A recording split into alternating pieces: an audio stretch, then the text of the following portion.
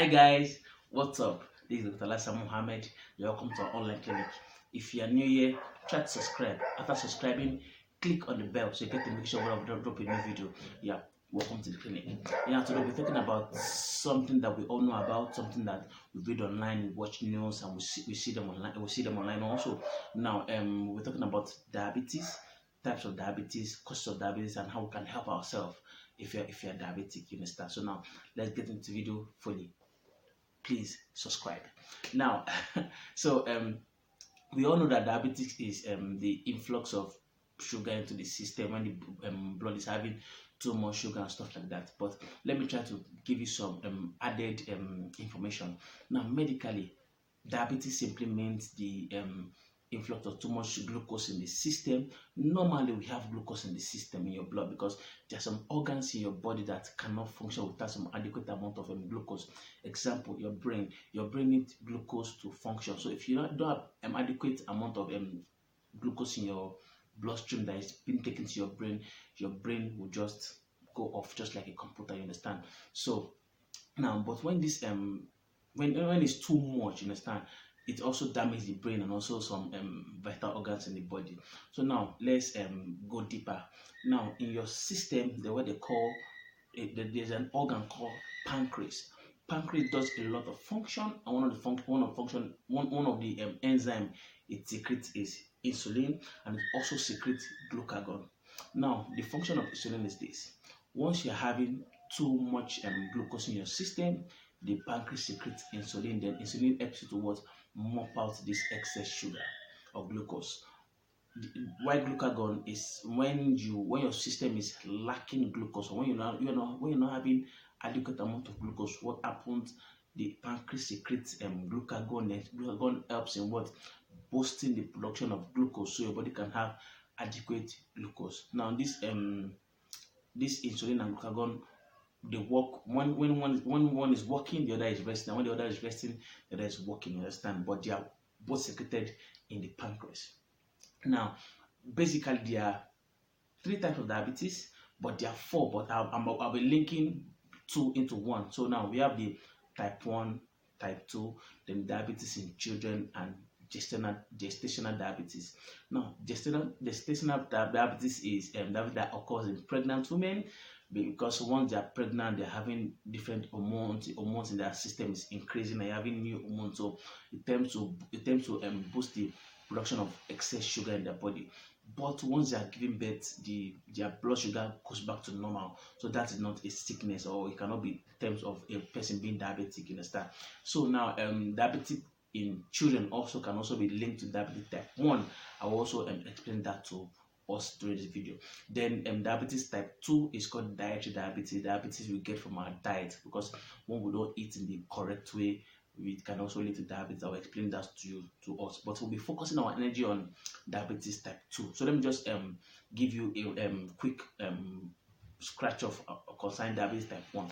Remember I told about the pancreas secreting insulin and stuff like that. Now, when your person is having diabetes type 2, the insulin is functioning, but it is not functioning properly. It's not functioning to its maximum level, because the insulin is kind of weak. When someone have taken a lot of excess sugar, the insulin is working, and insulin is tired. So instead of mopping all sugar, just mop a little, try to rest. But when you try to come back to mop more, it makes more sugar, so it's kind of weak. You understand? But the insulin is still functioning, but kind of weak, cannot mop out all sugar at once. Now, in diabetes type 1, the insulin is not functioning.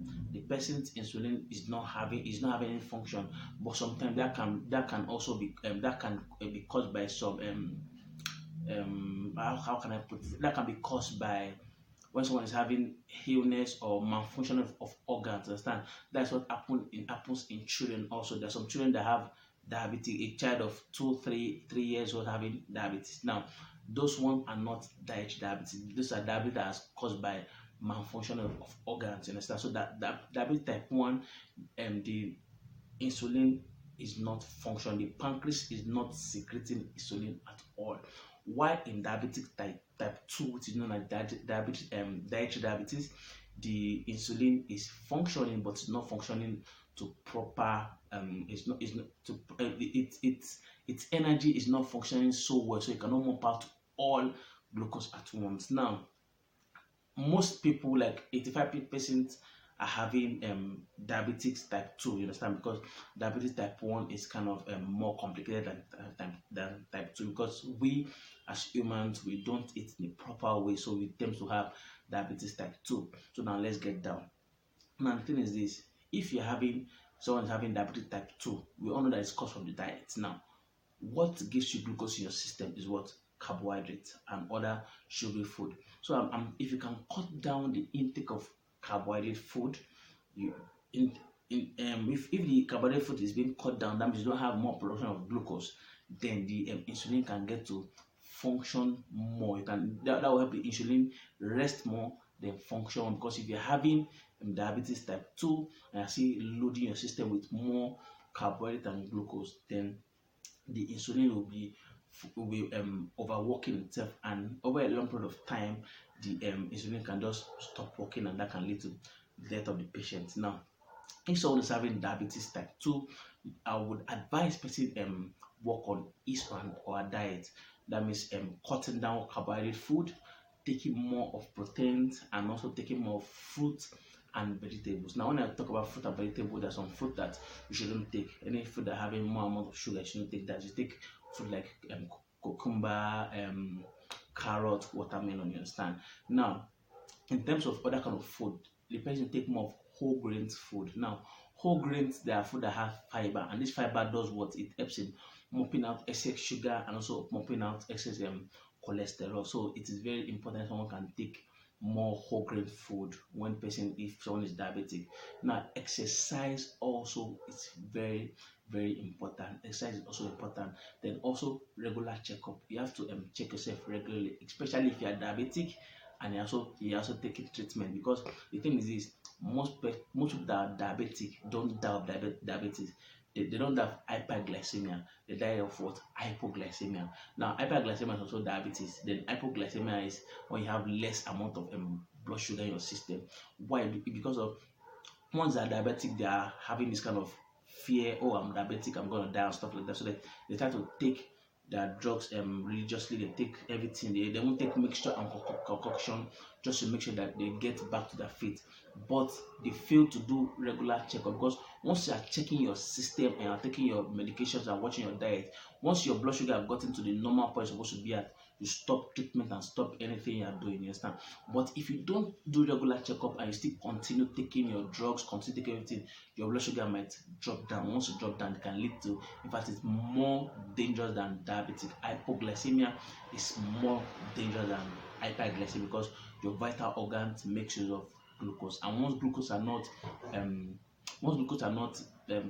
gotten to the targeted organ, the organ stop functioning and it might just die off. Now, if this video is good for you, or if you like this video, try to subscribe, share and like. Okay, yeah, thank you very much, and see you in the next video. Bye bye.